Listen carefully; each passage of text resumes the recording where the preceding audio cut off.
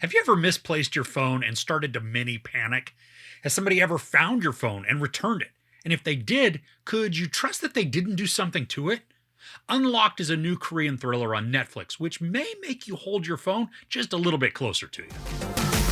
Nami finds out what happens when she begins to get her entire life threatened after she loses her smartphone containing all her personal information. So while this does have some mystery elements to it, it doesn't play out like a mystery. We learn pretty quickly on in the movie who the perpetrator is. At thrills, those come from the chase and the unknown element that our main character Nami doesn't know, but we as the audience do. It's kind of like one of my favorite shows, Luther.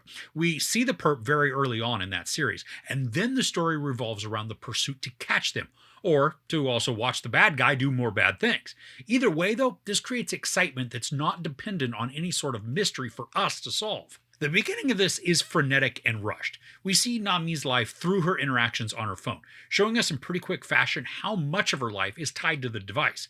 She wakes up to an alarm on it, checks her emails, and posts to social media while then getting ready for the day. Then there's the barrage of texts, phone calls, photos, more posts, paying things. I mean, you get the idea. She's very dependent on her phone, probably like a lot of us are.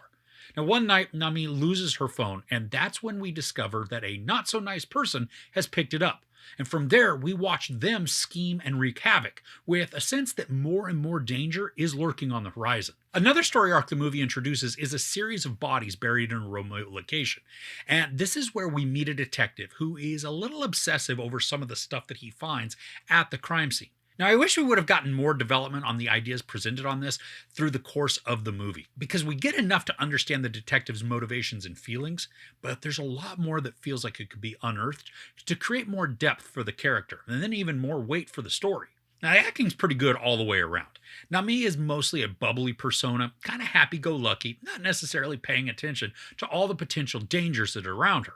She's a trusting person, which is a nice quality, but one that often bites you in the butt, especially in crime thriller movies. We meet another character named Jun Young, and he's kind of shy and quiet, but also has an outgoing side to him as well. Now, I like the presence that he brings to the screen and the tone that he creates when he's in a scene.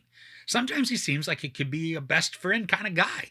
Other times, he feels a bit too shady or maybe even clingy. Now, the film's just under 2 hours, and it moves along pretty efficiently, thanks mostly to a tight story that continues to increase the tension as the minutes pass.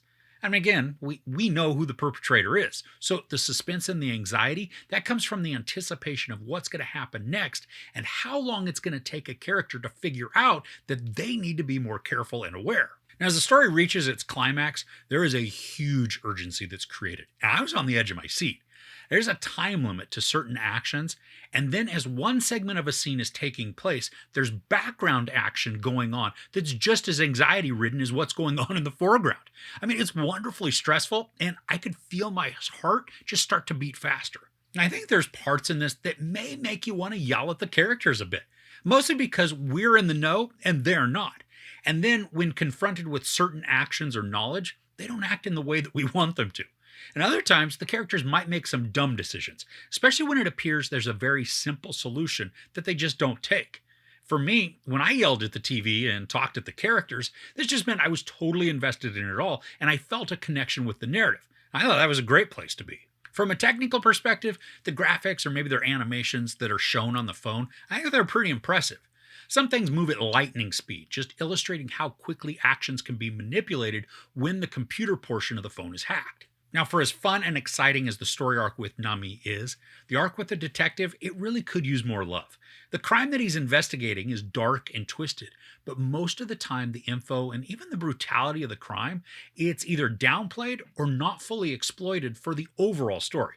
And again, just like the elements with the detective's life, here there could be more to show that would make the story as a whole just more dreadful and unsettling. I think Unlocked is definitely good for a one-time watch, especially if you're in the mood for some thrills. The story progresses fast enough to feel anxiety, but also could slow down a bit to just spend more time with certain elements that would make the plot as a whole feel more disconcerting. There's great acting from the two leads, showcasing semi-extreme personalities that are total opposites, which then creates an aura of unease and building tension. While this can serve as a cautionary tale about cybersecurity and the amount of access to your personal info that a phone has, It's most beneficial at establishing an immense creep factor from an ominous stranger. There's no sex or nudity, some profanity, and some brutal violence. I give Unlocked 4 out of 5 couches. So have you seen any good thrillers lately? Let me know what you watched in the comments below. If you enjoyed this review, please give it a like. Also, don't forget to share and subscribe. I'm Chris. This is Movies and Munchies. Thanks for couching with me.